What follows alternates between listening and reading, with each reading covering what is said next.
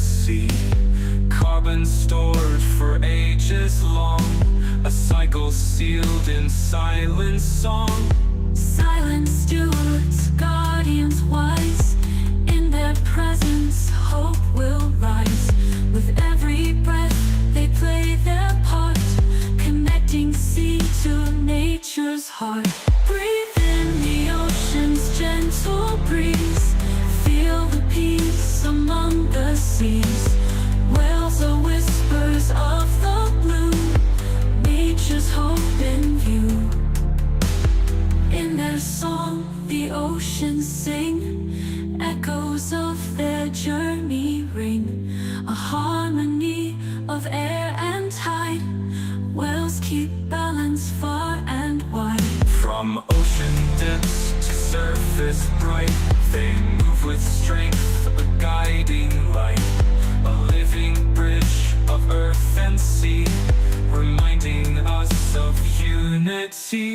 Breathe in the ocean's gentle breeze, feel the peace among the seas. Whales are whispers of the blue, nature's hope in view. To the whales a pledge we make, for their future steps we take. Guardians of the ocean's lore, their song will echo evermore.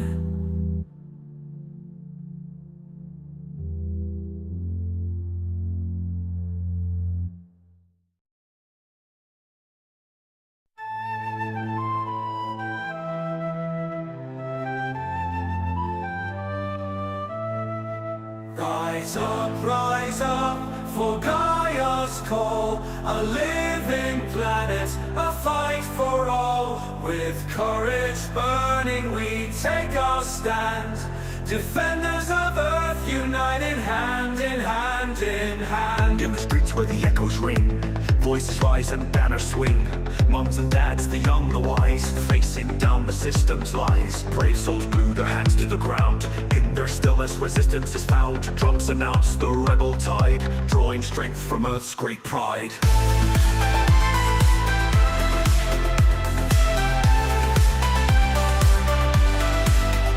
Rise up, for Gaia's call. A living planet, a fight for all. With courage burning we take our stand. Defenders of Earth, united hand in hand in hand. Lenses climb the bold paint signs, icons etched where the system confines. The leaders hold to courts of stone, standing firm their truth alone. The media spins its constant refrain. Go to China, they blindly complain, but here and now the fight is clear. The crisis is growing year by year.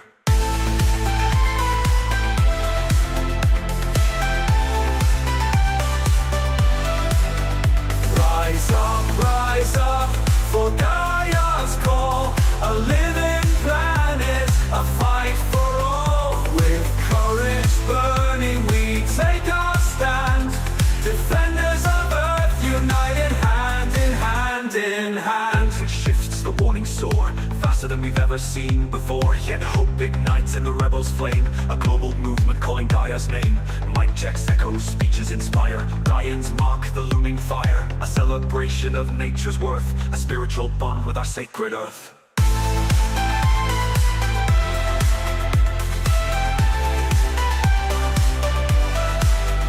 Rise up, for Gaia's call. A living planet, a fight for all. With courage burning we take our stand. Defenders of Earth, united hand in hand in hand. Thousands strong in streets we meet, blocking roads, resisting defeat. A mass uprising, a world awake, demanding change for our future's sake. Rise up, for Gaia's call. A living planet, a fight for all. With courage burning we take our stand. Defenders of Earth, united hand in hand in hand. Rebellion grows where courage stays, a beacon bright in these dark days. For Gaia we rise, for life we fight, a world united in love and light.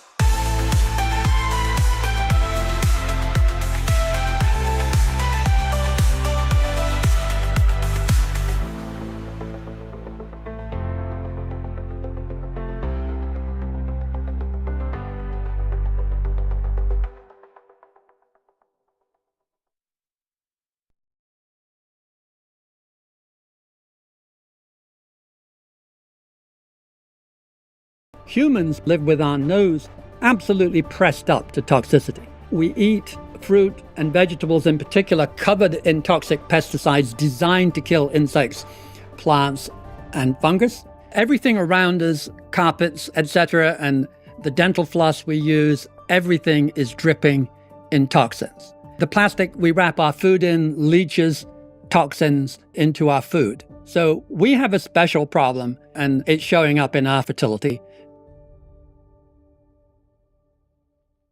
Today, I am pleased to introduce for a second conversation on the Great Simplification, Jeremy Grantham. Jeremy is perhaps best known for co-founding the investment and asset management company GMO in 1977, and for his widely read GMO quarterly newsletter, which has been ahead of its time for a long time on issues like climate change, resource depletion, phosphorus limits, and many other topics related to the biophysical systems that underpin human economies. Jeremy is also known as an active philanthropist championing issues and causes related to the environment and for livable human futures. In this episode, we dive into the topic of toxicity and population, specifically how endocrine disrupting chemicals impact human fertility and what that could mean for the human population in the future. The findings Jeremy presents in today's episode come from his research that he funds, but also a new white paper he has out on toxicity and its threat to capitalism.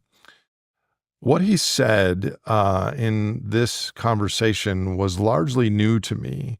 Many of us in the environmental field have been concerned about a growing population, and Jeremy is laying out a pretty good argument for a declining population in the not too distant future, due partially to lifestyle changes and increasingly due to drops in sperm count, testosterone, and the inability of humans and non-humans to actually get pregnant and have offspring. I plan on having a roundtable on this topic. Shauna Swan and I are doing an in-person podcast next month to discuss this research. This is an important topic, really important, and I will address it further in the future. But for now, please welcome Jeremy Grantham. Jeremy Grantham, welcome back to the show. Hi. I met with you briefly in New York, and I'm gonna put you on the spot and embarrass you. You gave many talks during Climate Week on many issues, and Jane Goodall came up to you and gave you a hug and thanked you for all your important work on behalf of the environment. I thought your response was precious. You just kind of blushed, but Seems appropriate. But for people that know you, you have been a longtime champion on behalf of the systemic environmental ecological systems things going on in the world. And one thing, per our conversation, which you mentioned in our original podcast, is toxicity, the impact of endocrine disrupting chemicals and chemical pollution on our society now and into the future, specifically on human fertility, sperm count, and the like. So you have, in the year since you've been on the podcast, been continuing to work on this topic, toxic chemicals that mess with the hormone system of animals, including the human animal.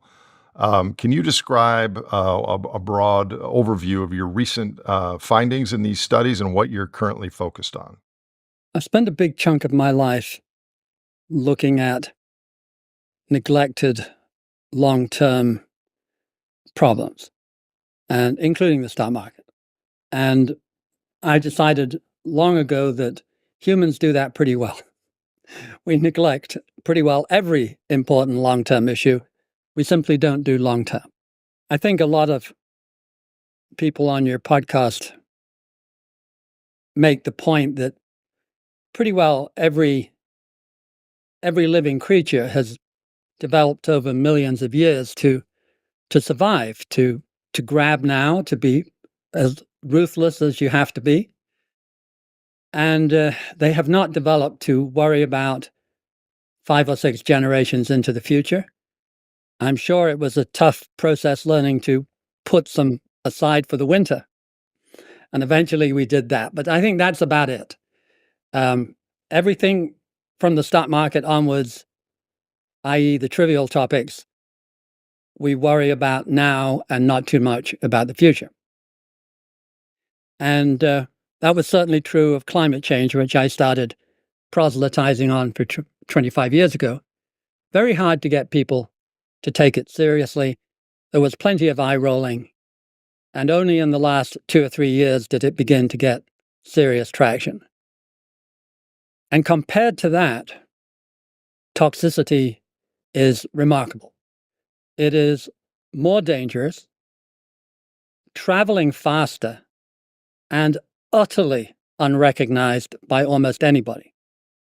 Even the people who can't miss the baby bust will write, otherwise splendid books, The Empty Planet, or that economist from LSE, Goodhow, or something like this, on the economic effects of the population change. All of them forget to mention or don't know about toxicity. There was an important article 3 weeks ago in the New York Times about the problem with women not having children. And toxicity did not feature in the article or the comments. Quite remarkable. Foreign Affairs had a serious article, finally.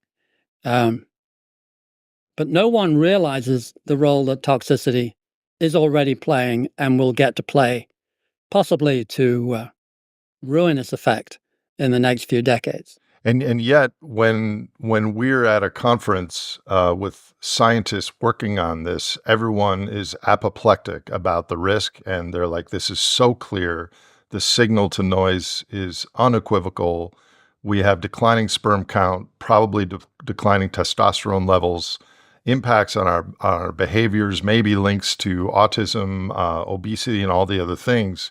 So is it an information deficit between the scientists and the general public? Or, I mean, this is why I wanted you back on the show, because I agree with you. There's lots of constraints on the human enterprise right now, climate change being a big one, energy depletion, politics, geopolitics. Yep. But plastics isn't there.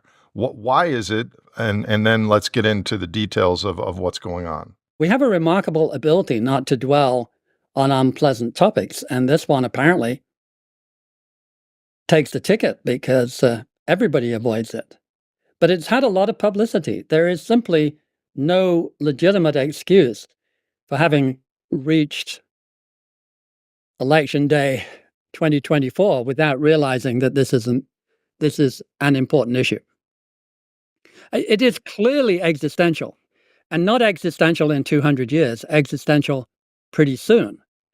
The cutting edge is South Korea. I would say that South Korea has moved so fast in the direction of fewer children that it has passed the point of no return. I don't think there is even odds that it will survive as a viable, economic, stable society. Let me ask you a question based on my work, which you probably understand this stat as well as anyone. A barrel of oil has around 1,700 kilowatt hours worth of work potential, and you and I working are 0.6. So in addition to the 5 billion human workers on the planet, the machines that power the world, powered by fossil hydrocarbons, are around 400 some billion worker equivalents. So if there's that much of an energy subsidy, work subsidy from machines powered by fossil fuels, so what if population goes down 10 or 20%? The machines can make up for that shortfall. What are your thoughts on that? My thoughts are a bit like AI and intelligent cyborgs wandering around. They don't consume.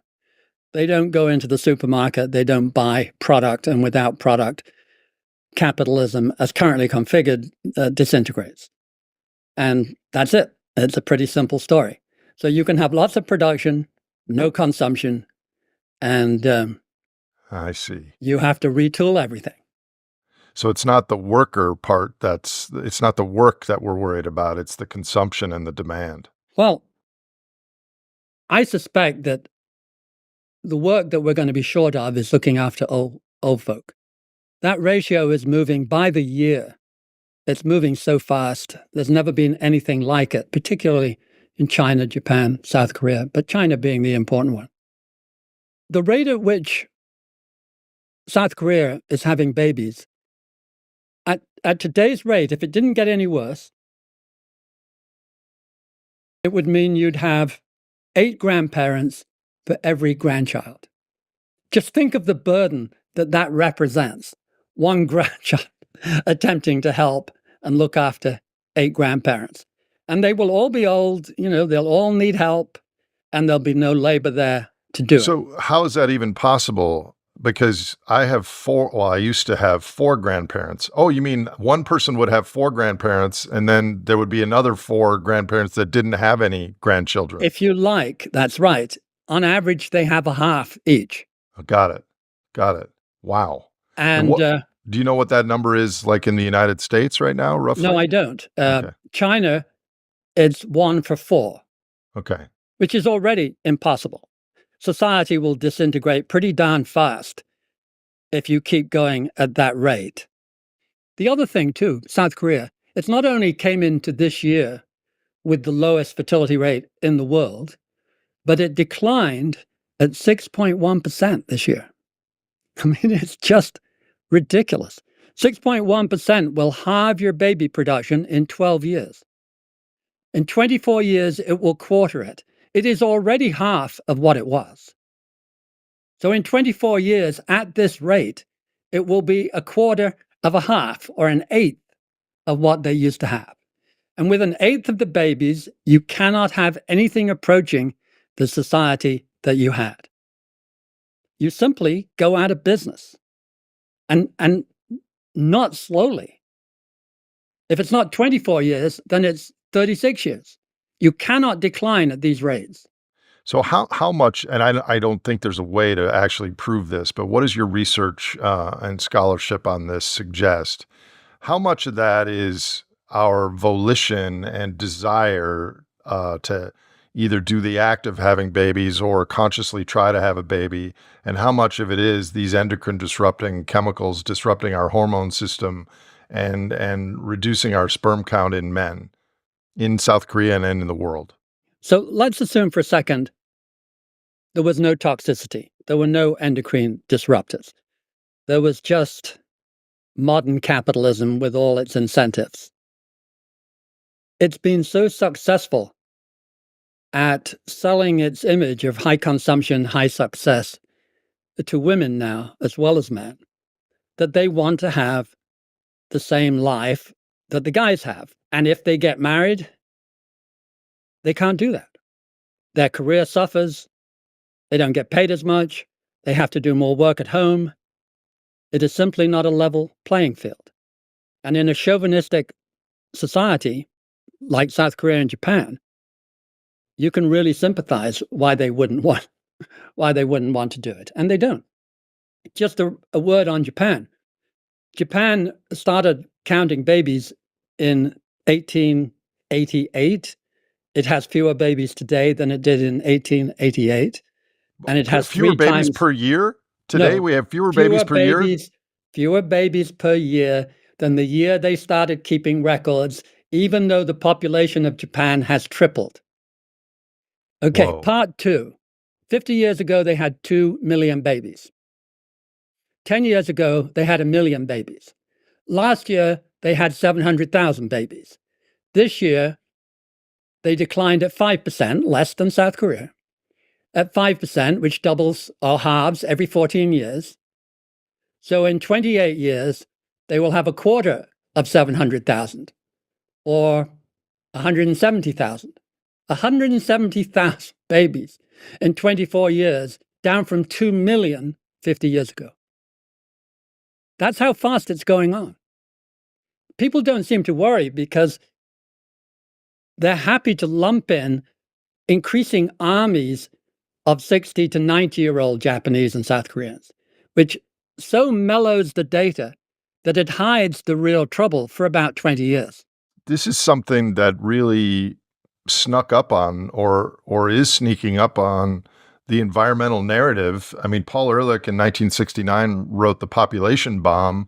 This wasn't on his radar, and it sounds like what you're describing is 50 years on, this is more like a population implosion in the other direction due to, at least in part, maybe largely, from endocrine disrupting chemicals and some of the cultural, reasons you mentioned. I'm sorry, it's a complicated issue and full of paradoxes, but basically, looking back, toxicity is a rounding error. It's overwhelmingly choice, buying into the capitalist image, wanting equality, higher education, etc., etc. It's a pain having children. It's inconvenient. Now, in the long run, it's a great pleasure, but in the short run, it's a real pain in the bottom. But what if we do have a Great Depression, or by my lingo, a Great Simplification, where the capitalist pulse based on hydrocarbon inputs wanes and declines? Wouldn't this dynamic reverse then? And we would want to have more children because it's the economic equivalent of child mortality, as we want to springboard in the other direction. I mean, it is conceivable, and I hope quite possible, that we will change the culture in the long run. If in the short to intermediate term we get poor, we will have fewer children. It is clear that income plays the crushingly largest role today and looking backwards in the choice. The things that you really need when you have children, housing and health and education, have all gone up way above the average rate of inflation. The fact that televisions are a bargain does not really help you when you're having children. It's just brutally expensive. Also, the culture has shifted to make it worse. The modern, certainly modern middle class and rich have incredibly high standards for looking after their children. They nurture them at every turn. They don't leave them too much on their own. They feed them exciting activities, sporting and intellectual. And they fret about whether they are going to be amongst the most competitive, desirable, highly educated, etc., specimens on the planet. It's a very stressful, full-time activity, and we see it around us every day if we look for it. So you have not only much more expensive, but much more time-consuming, much more stressful, much more competitive process. The few children you have, you want to be all at the top of the class at Harvard, basically. So let me ask you this, Jeremy. In the same way that if you observed the median and mean income in the United States, you might get very different answers. I think median is 50,000 and mean is 70,000 or something like that. When you look at population and total fertility rates in the world, I think half of the world population lives in countries that the total fertility rate is under 2.1, or the replacement rate. But the global north is most of that population, whereas Africa has a much higher total fertility rate. So is the story that you're saying a global one, or is it confined mostly to the rich industrialized countries? The cutting edge is the rich industrialized countries plus China. But everybody is moving in the same direction. And in fact, technically, Africa is losing babies faster than anywhere else. It's just from a much higher base. But in the last 45 years, they have dropped 2.1 babies per woman. If they do that in the next 45 years, and my guess is they will, and it may be 35 or 40, they will be at 2.1. So all we have really is a 30-year window, say, where there is a reasonably generous excess of babies in Africa. The population of babies in the world is dropping 1.2 million a year. over the last 10 years. We peaked at 142 million babies a year. We're down to 130, and that minus 1.2 a year contains within it plus 400,000 in Africa. So the rest of the world, which includes a few poor countries over 2.1, the rest of the world is falling at 1.6 million a year. Obviously, from 130 million, you can't keep that up too long. But even Africa in 30 years will be no material help to the global baby situation. But for 30 years, they are an interesting potential. Now, the irony, one of many ironies here, is that in 20 years, you will easily notice, even if you're not trying to look, that there will be competition for immigrants. Immigrants, Immigrants, yes. People, Yeah. a lot of countries will be so desperate that they will be competing for immigrants. On that note, your staff was kind enough to send me a draft of a paper you're writing on this topic, and I pulled out a quote. If I could read it to you, and then maybe you could unpack it. It is worth noting here that in 20 years or less, many other countries will be competing for immigrants, which is what you just said. In the countries with the most inverted population pyramid, soon to be 3 or 4 grandparents per worker, as countries hit a fertility rate of 1, smarter youngsters will emigrate to less bad countries in a self-reinforcing process that will surely cause some governments to try and forbid emigration. What an irony this is in the face of today's growing political resistance to immigration. So this is quite a statement, Jeremy. Can you unpack that a little more? First of all, let me say I don't think there's any material chance that that is going to be wrong. It's moving so fast. Let us take Japan. They are beginning to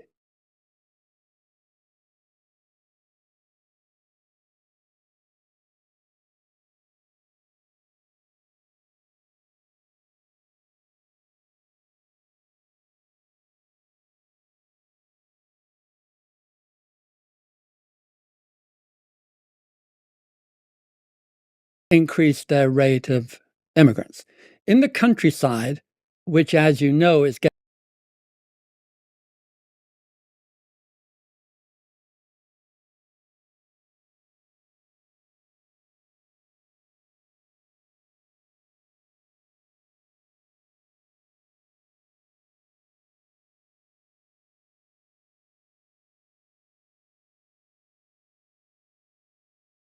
to be denuded by the year, there are nevertheless lots of old family businesses. You know, the 17th generation, the 12th generation of the greatest paper makers in the world or the greatest sake makers in the world.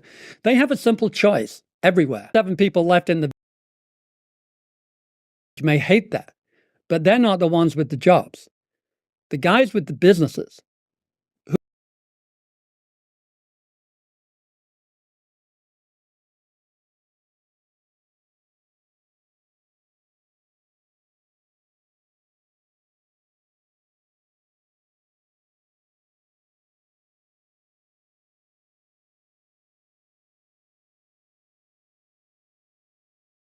who owe a debt to their ancestors. They're the ones making the decision, and they are making it increasingly to bring in immigrants. It is, in the last resort, better than closing shop. And it's happening very, very fast. The same in South Korea and